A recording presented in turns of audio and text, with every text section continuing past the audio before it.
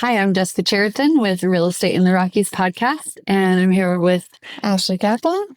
And we had the pleasure of talking with Andrea Carlstrom today. She's the director of Chaffee County Public Health, and she's been with the county for a long time through the Decker fire, through COVID, and now we're really concerned. We wanted to talk to her about disaster preparedness this summer with the drought we're facing in Colorado and small mountain communities, the possibility of wildfire. And she had a lot of good tips and a lot of checklist ideas, and I learned a lot. made us both want to go home and get busy taking care of some things. I think the biggest takeaway for me was she kept saying when we have something happen, not if, when. Yeah. So get ready. You'll learn a lot.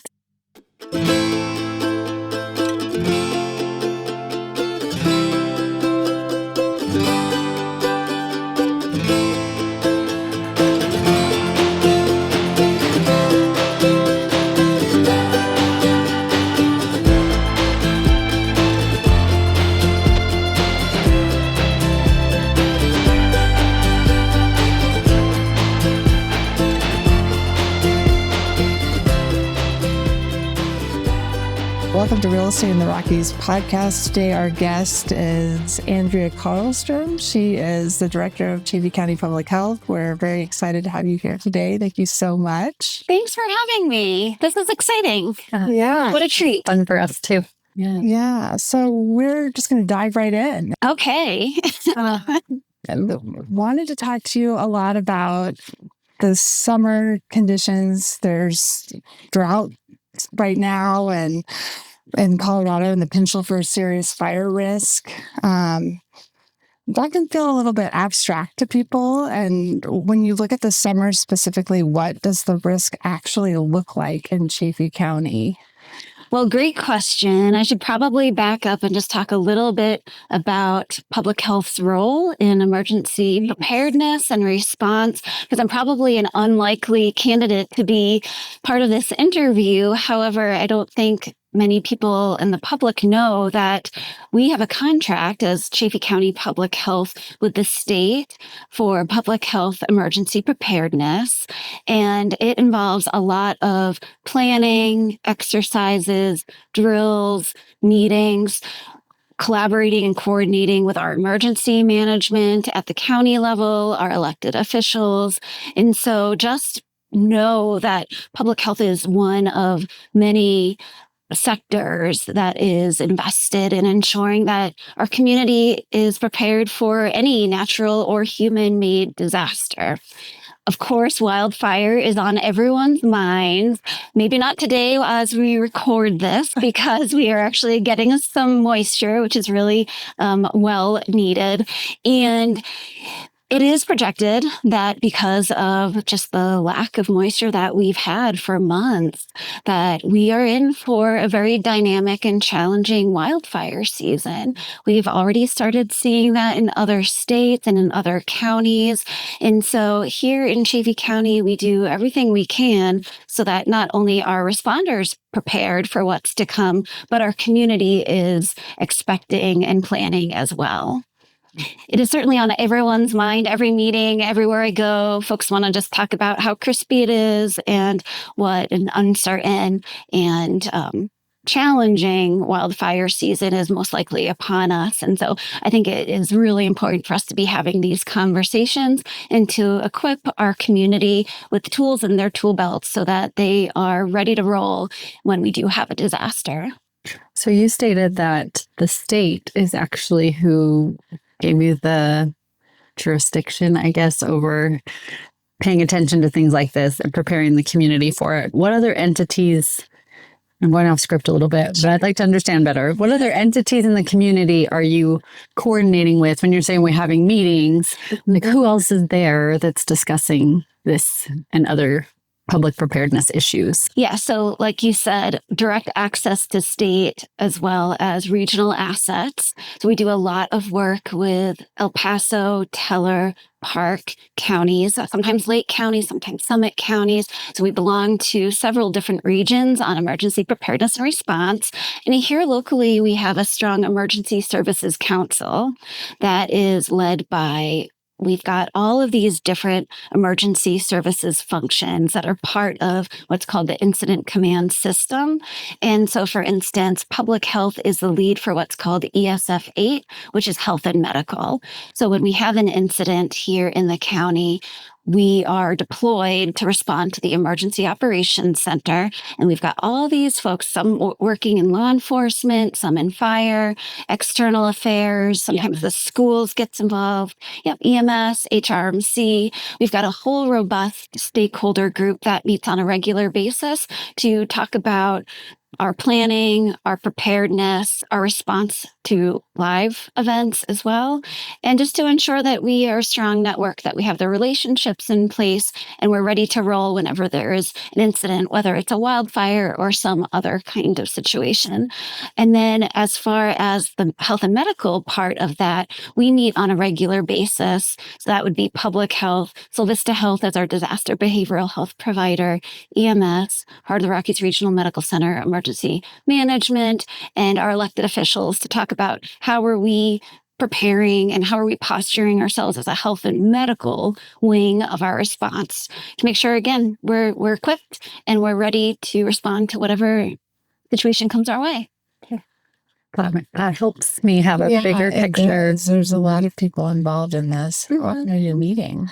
So it depends on the situation. It has varied depending on what we have going on as a county. But at any time, we would be meeting monthly. And then sometimes we've scaled back quarterly as well, just depending on what the need is and how valuable the meetings are too. We don't want just to meet for the sake of meeting, but really wanting to iron out what are those updates. And of course, public health brings its own flair. I love to talk about infectious disease, communicable disease, vector-borne disease, public health threats to our community. And then the other partners bring their subject matter expertise. So it's really just a great way for us as leaders in response to come together, making sure that we're on the same sheet of music, and then also coordinating and collaborating what our community outreach and public information looks like as well. So, I mean, I guess you're the health medical team, but what can you tell our listeners that they need to be prepared for in the event of a disaster? Well, the time to plan and prepare is not during a disaster. Yes. And so I think, we always need to be thinking a little bit ahead of the game, not for when the fire strikes, but for when we do start to detect that the conditions are ripe for, say, a wildfire. So I think it is really important to start that planning early to make sure that you have plans with your family members, with your neighbors. And there's some great resources out there. FEMA, AARP, they have just so many opportunities, checklists, all the things that you've never thought of in order to prepare for a wildfire. Also, the evacuation piece of it. So what can you do now in anticipation of getting evacuated? I think most people out there think, well, that could never happen in my neighborhood. And I think the Decker fire was a great example of we had the luxury of time. We saw the fire brewing for quite some time. And when it crested over Methodist, many of those subdivisions already had their valuables packed. They already had their go kits. But I think just some fundamental things to think about. What is your go kit? Whenever I give a public health preparedness presentation to members of our community, many are older adults, like, I've never thought about having a go kit. So thinking through the contents of that and where you store it too. So for a go kit, if you take medication or you have prescriptions, prescription glasses, those kinds of things, you definitely want to make sure that you have those packed, or at least a list of them, right? You want to have your insurance information.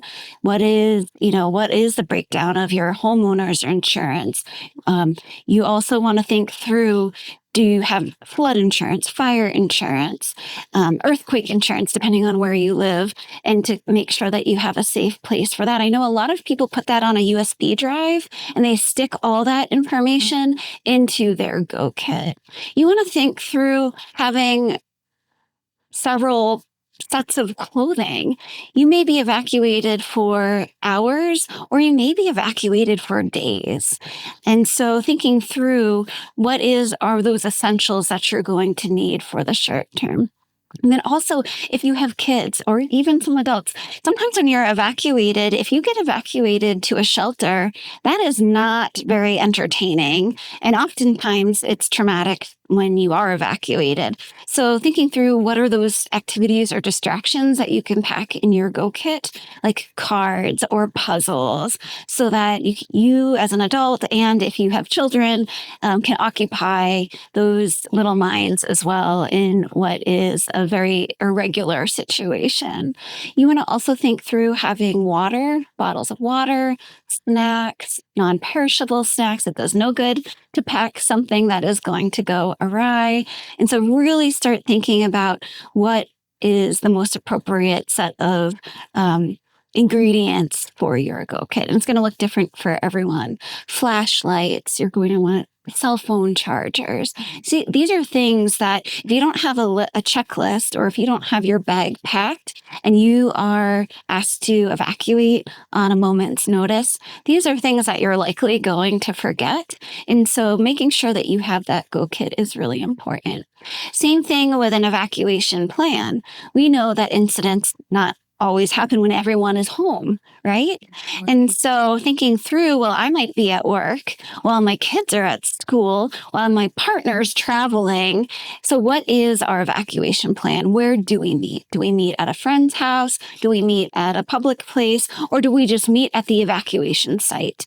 Which in Chaffee County, one of the main evacuation sites tends to be the Chaffee County Fairgrounds. I was going to ask if that's what it is, but that makes sense. You bet. Yeah. And another thing, just easy thing to do to be prepared is registering on Everbridge. So Everbridge is our county's emergency communications mechanism so that when there is an incident, our sheriff's office can push out text messages or phone or email, just depending on what kind you sign up for, so that you are aware of what evacuations are taking place, as well as the kind of injects for every incident, as well as when it's safe to return home. I had no idea about that. I know about Everbridge. I registered probably because of you.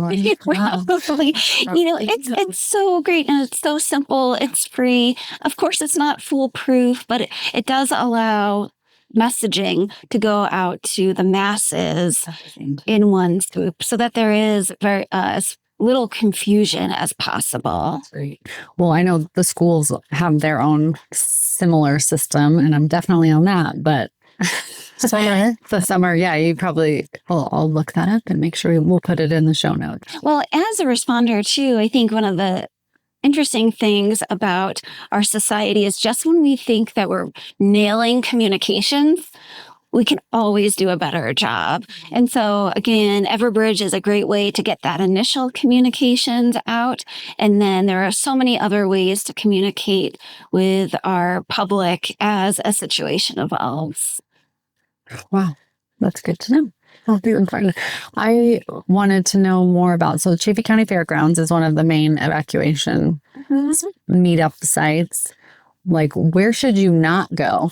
It probably depends on the situation. Okay. Honestly. Like, if there's wildfire, obviously. Yeah, don't go toward the fire. Yeah, I think we really need to just be accountable and responsible. I think in our community, when there is an incident, everyone rushes to help out those that are impacted. The Decker Fire, again, is a great example of, and I, as a person who was evacuated and then hopped to my role as public health response, the amount of people reaching out wanting to know if any housing was needed, if there was going to be a shelter established, where can they donate baked goods, and where can restaurants donate lunch and meals and that kind of thing.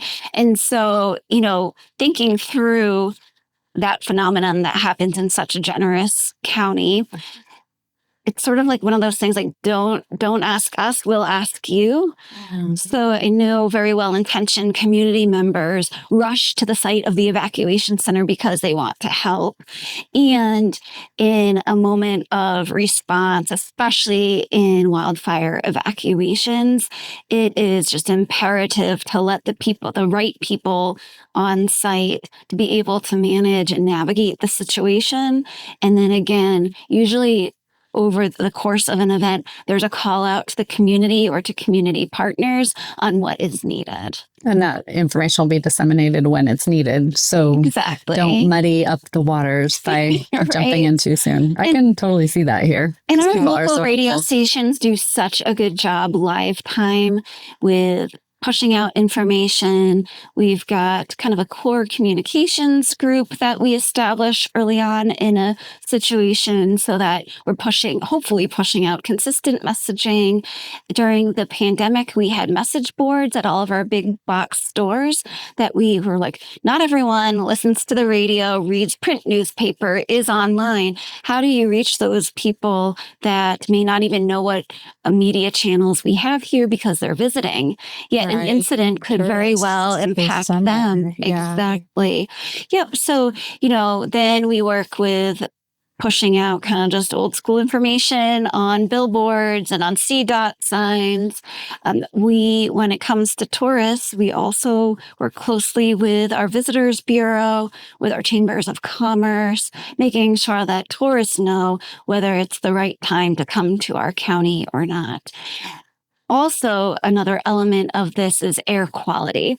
So there may not be an incident happening here in Chaffee County, but we know once wildfires start peaking in Utah and Nevada, that wildfire smoke just gets sucked into the Arkansas Valley. From California. I remember the year California was on fire. It was like all the way here and you couldn't open your windows. Yeah. You're like, where's the fire? Exactly. 3 states away. Yeah. Right. And so, it's not uncommon during those times for folks to call our office and be like, what are you doing about the wildfire? And I was like, oh, goodness, I wish I could just wave our magic wand and that wildfire smoke would go away, but not the case. And so we certainly push out messaging around for tourists and residents alike, just letting folks know where the wildfire smoke may be coming from, whether it's due to a prescribed burn or whether it's due to an actual event, and making sure that those that are high risk know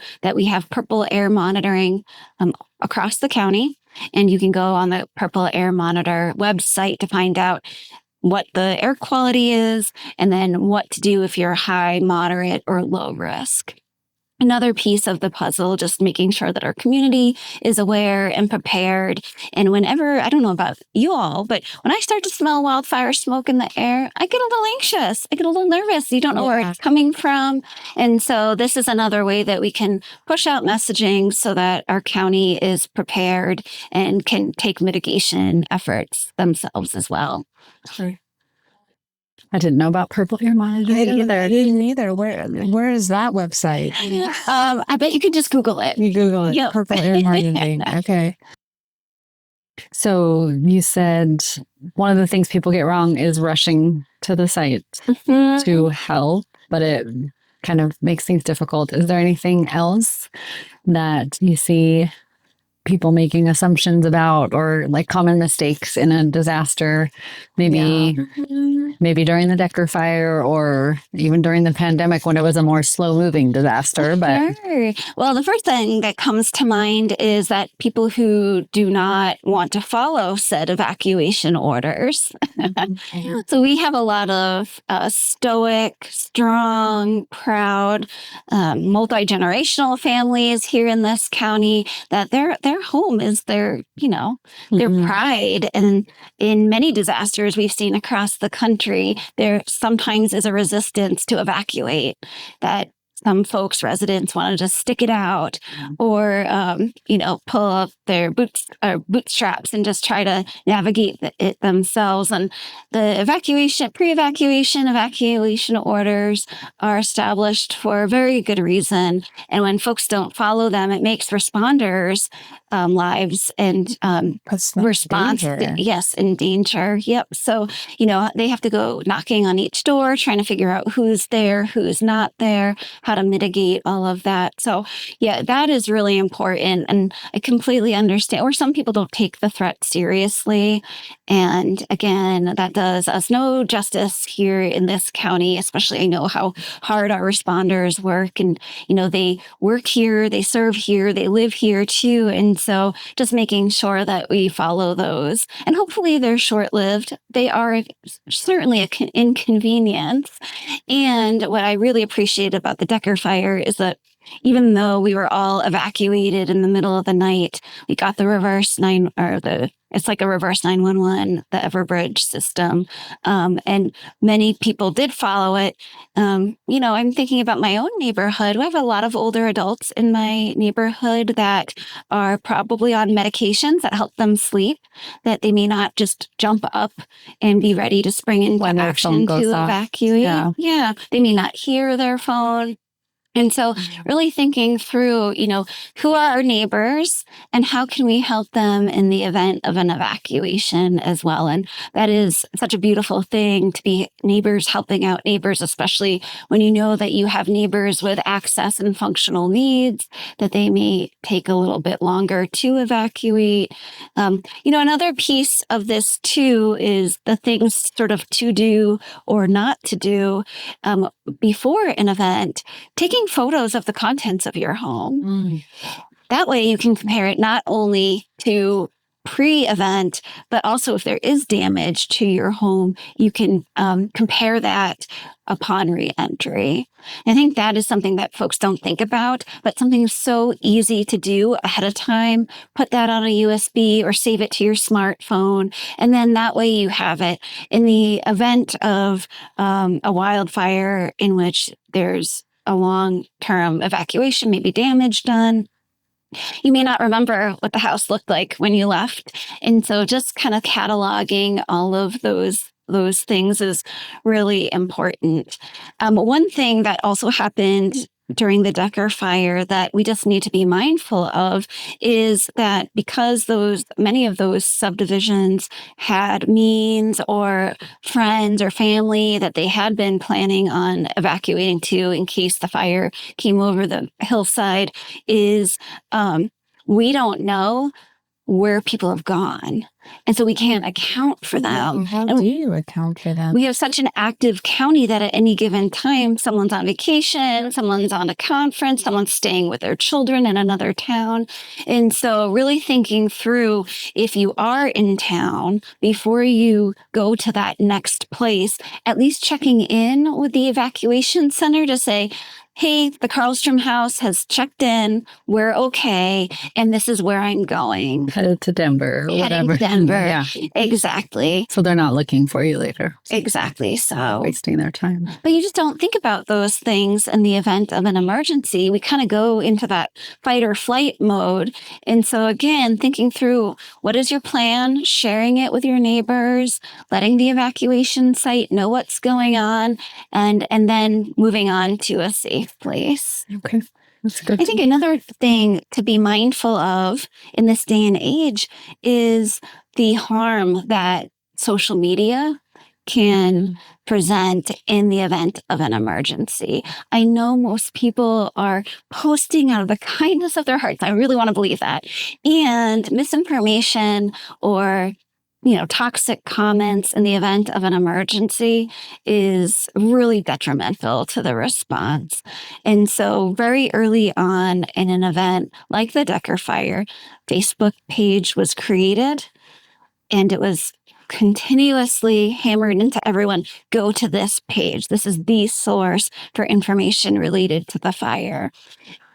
Everyone else starts kind of their ad hoc posting, but it's just really important to be mindful that social media is a powerful tool and it can help us, but it can also hurt us, especially in the event of a disaster. So checking in with your organization saying, is this the verified social media source? Credible source. Mm-hmm. Yep. And I think today, gosh, social media can be a Pandora's box. And for a community like ours that is tight-knit and really relies on each other and each other's generosity and neighborliness, it's really important to know credible sources of information and not let all the others kind of cloud our judgment and our decision making. Yeah. I mean, I'm thinking about the older adults. Like, I think of my in-laws, and they wear hearing aids, and they can't hear anything at night. Let alone that's a real risk. I mean, You bet. Yeah, we've been working on, and there are pros and cons to this. It sounds easy, but it's harder to do in practice, is devising an access and functional needs list of residents who have hearing aids or on durable medical equipment, maybe on oxygen, so that we kind of know where those folks reside so that we can, in a response, most likely EMS or another medical partner could be deployed to go to those residences to make sure if they are in harm's way that we can help them get to an evacuation site or a safe place. Similarly, are you working with the school district too? So that I'm assuming you are. Like if something is during school hours, it's like, okay, all the kids are taken care of this way, or because I know that's a big issue. The school does drills for other incidences, but the schools and so many other stakeholders out in the community are valuable partners. And so we have a new emergency manager here in this county, which is really exciting and a new opportunity for him to engage with all of these critical partners. But that's where the value of that emergency services council comes up, because you do have stakeholders around the room giving their updates, sharing what their needs are, and any drills or exercises that might be coming up that we can all participate in as responders. It's comforting. It's nice to know that's happening. This is all, I mean, behind the scenes look at what's really going on. Yeah, we have a really strong emergency services network here in Chaffee County, and we also work closely with the neighboring counties and their departments as well. And I think that where we have an opportunity to shine even further is making sure that everybody here in Chaffee County, whether you're a resident, a visitor, a tourist alike, knows what the kind of playing field looks like here in this county and are better prepared to protect themselves and the people that they care about. We also work really closely with the BLM and with the U.S. Forest Service. Okay, with those working on the river, with all of the tourism outfits here in the county as appropriate, just to make sure that they all know what's going on, that we have open lines of communication. And again, we're just a stronger network when the time comes and that bad day happens here in this county. Which hopefully it doesn't. Yeah. I love your optimism. I know your job is literally to think about the worst case scenario and make all of us consider that there could be a worst case scenario. Yeah, in this line of work, I mean, I started with kind of disaster response and emergency preparedness when I worked in behavioral health, and I was part of the disaster behavioral health team. And I think what is really essential in this day and age is that we include emotional support even before there is an incident, right? Because we can all respond to incidents in different ways. Maybe it may not be as an evacuee that day one, it may happen a month later. And so making sure that I'm connected as a responder and as a resident to emotional support. And I really loved that role that I got to play in our region when I represented them. And so kind of moving into the public health and medical realm, we all need each other in any incident. And so I think taking all of these lessons learned that we've had from Decker Fire, from the pandemic, from the most recent Northern Buena Vista Fire, which was, I was just going to talk about that. Across, like it was, kind of a Lake County, Chaffee County thing happening. It was almost on the border there. Yeah. And so really thinking through, how do we cover all of our bases? So we've thought about everything possible to ensure a strong response and a resilient community. I had a house that didn't close because of that fire. Oh, That's what I think of. Oh, of course. It was the day before their closing day. Wild. And the fire burnt down trees on their property, but not their house. Because I think there's only 2 homes lost in that fire. That's my understanding. Yeah. too. So the trees that burnt down allowed the buyer to back out because the property wasn't in the same condition Sure. that it had been agreed upon at execution of the contract. Well, and you bring in a unique perspective, right? Like when a community has a disaster, such as a wildfire, which is our most likely scenario, it's not only the responders or the people directly impacted. It is our whole ecosystem of our community. It's our business community. It's, real estate. We have so many different sectors and perspectives and insights here in this community. When we're talking about large animals and evacuation. yeah, for sure. Luckily we have a great relationship with the fairgrounds, and we have in the Humane Society. We've got loads of plans on how to navigate those situations. And, our furry friend, our domestic furry friends that, you may not be at home when you're evacuated, but you left Fido at home. So what is your plan there? Do you have a plan with your neighbors to say, hey, you know that I'm, out of town. Would you mind checking in or grabbing them? And so I think that there's just such an impact that something like a wildfire, a flood, an active shooter, and there's so many scenarios that could happen in a community. And again, it's not just impacting black and white groups of people, but it is really the heartbeat of our community that's impacted. Is Chaffee County unique in having that emergency council, or is that That's everywhere? a great question. I was going to ask a little bit more about Park County. Well, what I will say, I don't want to speak on behalf of every county. In general, I think the short answer is yes. But what I tell people all the time that come to Chaffee County, and I'll just use Chaffee County Public Health as an example, they come and they're like, oh my gosh, I came from Boulder, I came from Kansas, I came from somewhere else. And they're like, either A, they want to tell me everything that I should be doing, or our department should be doing that went on in their communities. Or they're like, oh my gosh, we didn't have this in our community. This is so cool. How are you able to do this? And I always say, if you've seen one local public health agency, you've only seen one, because it is oftentimes comparing apples to oranges. But I will say in general, from what I know across the state, most counties do have an emergency manager or maybe a shared emergency management team. They have, all of these different ESF leads, and they do have some type of that emergency services function. Okay. Yeah. That's helpful. All of these different, like you've got law enforcement, you've got health and medical, you've got mass care. We haven't really even talked about that. And so anyways, so many different partners in a response that are all working together. And that's the value of having a council, so that you're not just meeting each other for the first time during an incident, but you know who you can call after hours, you know what their personalities are like, you know what they're passionate about, you know what their skill sets are. And guess what? You've probably planned with them, exercised with them, not physically, but ran drills. Running the scenarios with them. And so then you're just a stronger response team in that regard.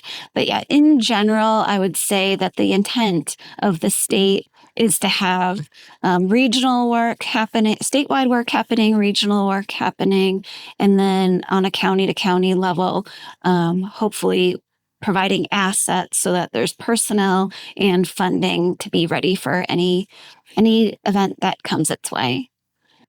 Yeah, I mean, one of the things that I wonder about is when we were living in BV and that northern BV fire in Twin Lakes happened, we were getting very real-time information from our HOA, who was very much dialed into.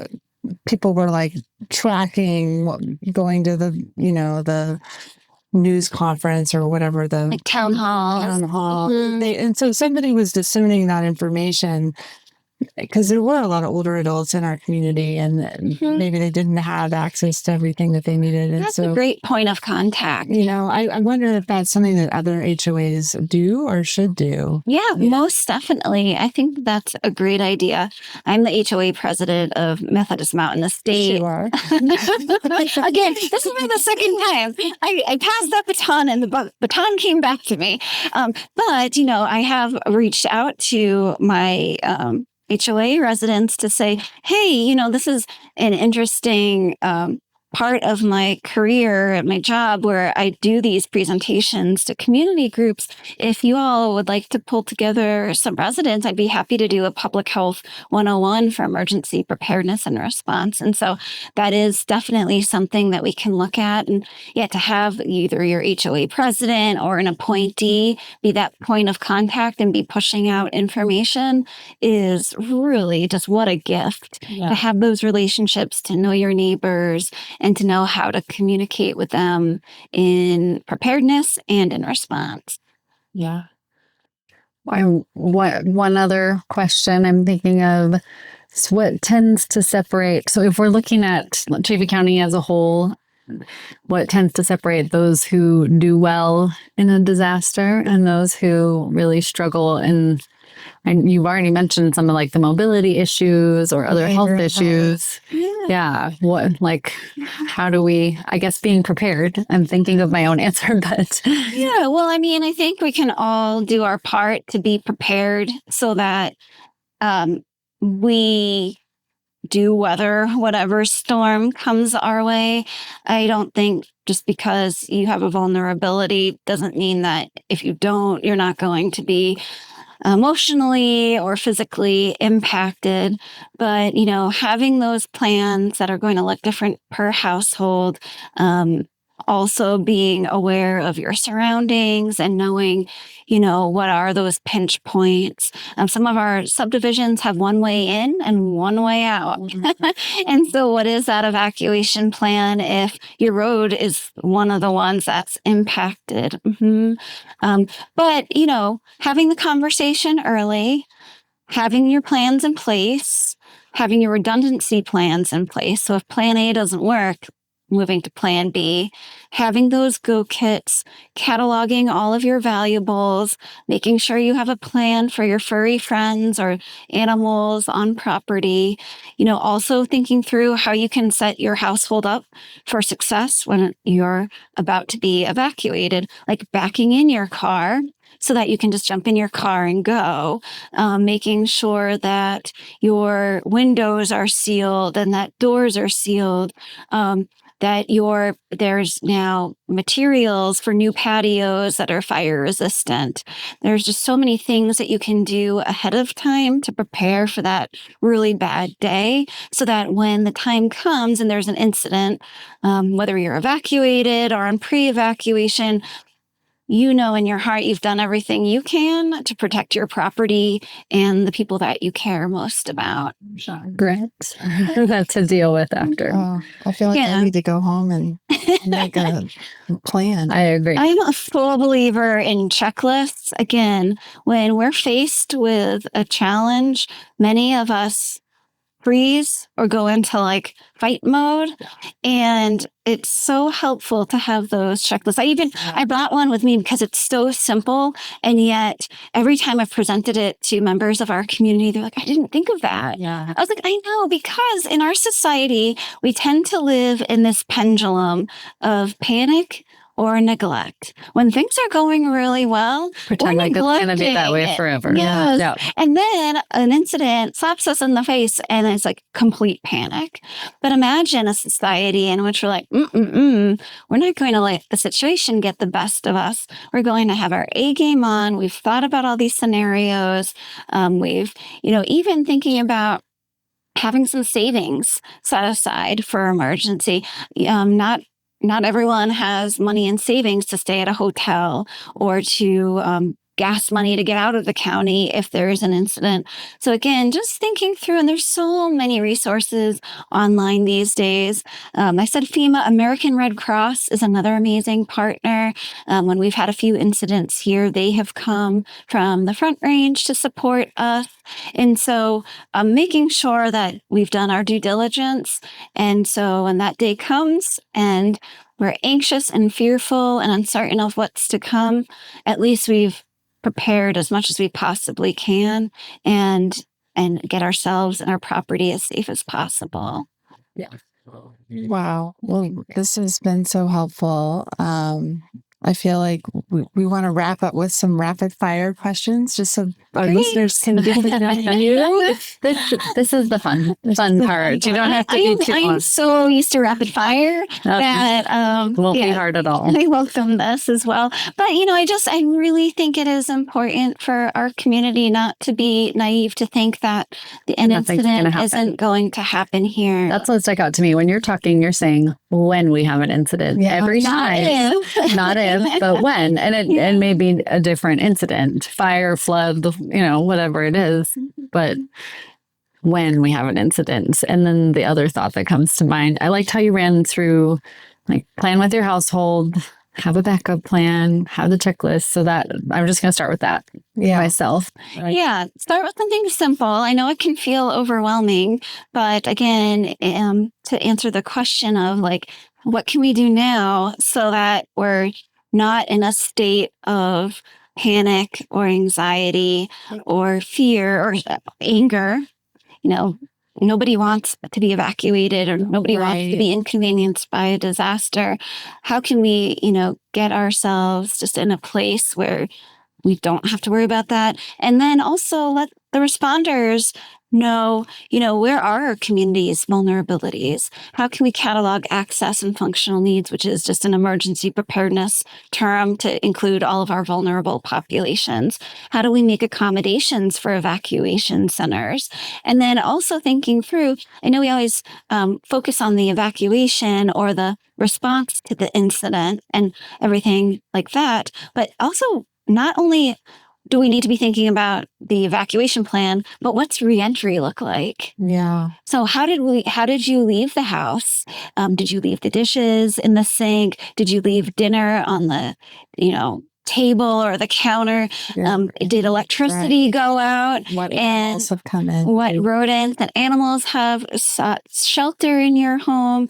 A lot of folks here in this county have deep freezers and they have a lot of valuable meat that, is stored in those freezers. Well, if the electricity goes out for a long time and it's not on a backup generator, there's going to be a problem when you re-enter your house. Yeah. So thinking through not only the evacuation plan, but the reentry plan. So what I always say is have a bucket that's going to have, water, baking soda, masks, because you might open the door and you may not like what you smell in your house. Rubber gloves, clothing with long sleeves. These are things that you just don't think about. The condition of your well. Yeah. So making sure that you have extra water on hand. And so, I know we've been really talking about the evacuation piece and planning, but there's a whole nother component of reentry that I think folks think, thank goodness, I'm finally allowed back in my house. I just want life as normal. And it's not going to be normal. It's not normal. Well, and the community may not be either after going through something like that. Exactly. So an incident doesn't end with the incident. Any community should be thinking about recovery and resilience. And for some communities that have tragedies occur, that resilience piece may happen over the course of months or years. And so I'd like to think that here in Chaffee County, we have such a resilient community and we're here for the long haul. If we need to continue on touching base with responders and community members, there are a multitude of methods to be able to do that. Thank you so much. My Yeah. pleasure. So grateful that you are in this role because Oh, thank you're such a you. leader and the community, and it's so important. Yeah, I mean, this gig is one in which every day I just pinch myself and I'm like, I get to live and serve and work here. And I think you both know, and folks that are tuning into this podcast know, Chaffee County is such a special place, and many of us sacrifice a lot to live here. And so there's a lot at stake. And I'm just grateful that we get to live in a community that prioritizes preparedness, response, resilience, and recovery. Yeah, thank you. We'll ask you your questions quickly so we can wrap up here. Yeah. Land with a view or walkable to downtown? Oh, land with a view.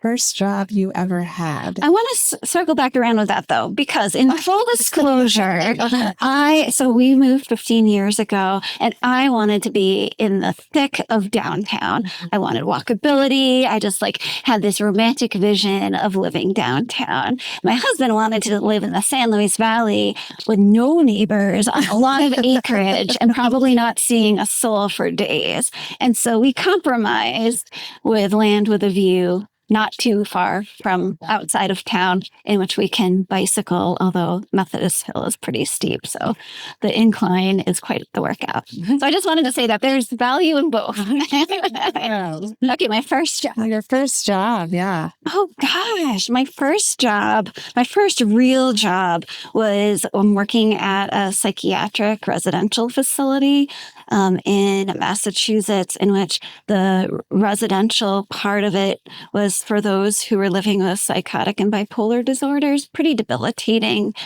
illnesses. And they had an influx of clients, residents who were on the younger side, and all of their staff were older and not connecting with the younger residents who were going through a really tough time in their lives. And so they took a risk on me and they hired me as this young person who was this budding psychology, sociology, and pre-med major to go in and just connect with the clients and bring them out to the mall and to the movie theater and just to normalize living with a mental illness. And so that was one of my most challenging and most rewarding jobs. And I think about those residents almost every day. A song will come on the radio. I'm I remember that time that I was driving the van and we were all rocking out, going to the mall or to Harvard Square or something like that. So That's really cool. Yeah, very memorable.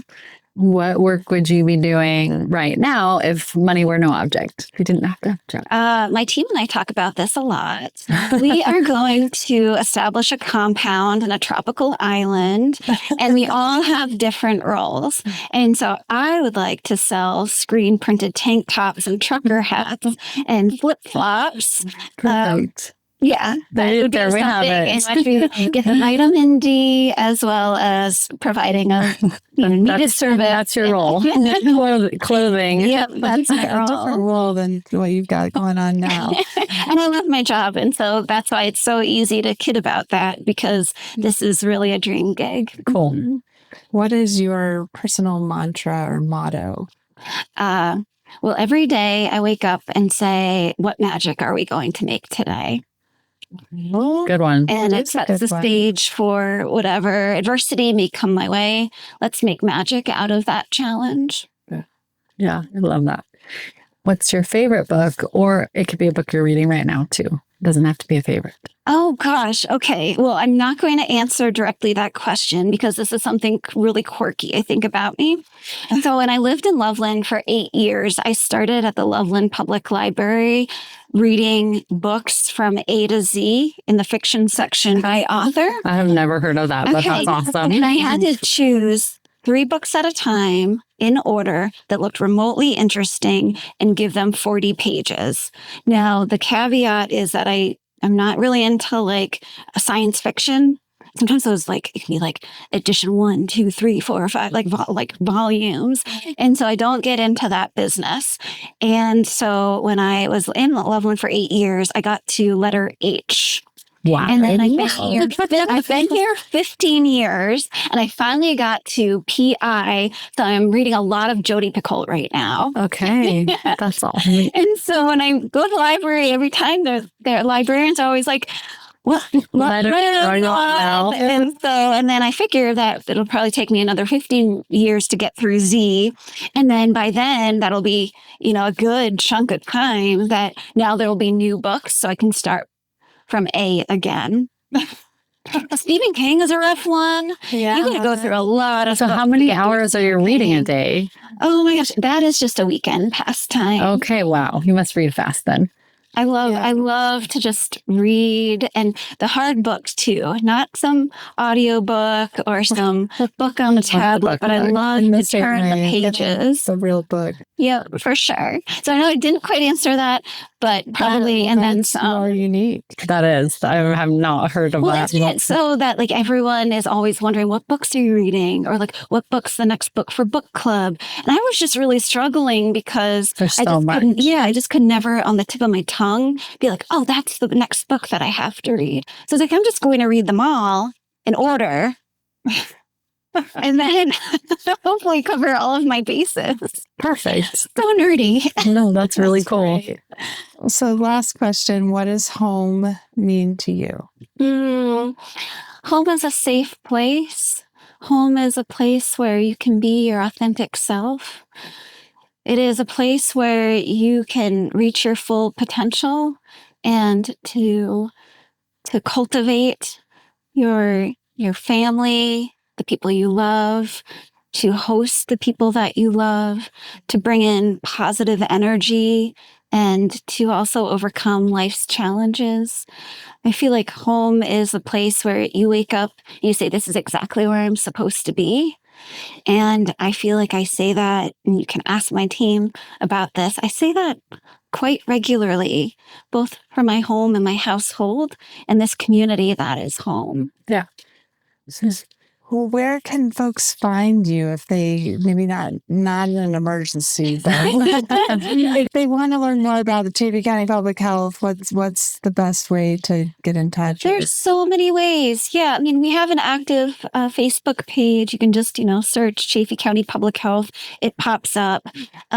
Anyone can call me at really any time.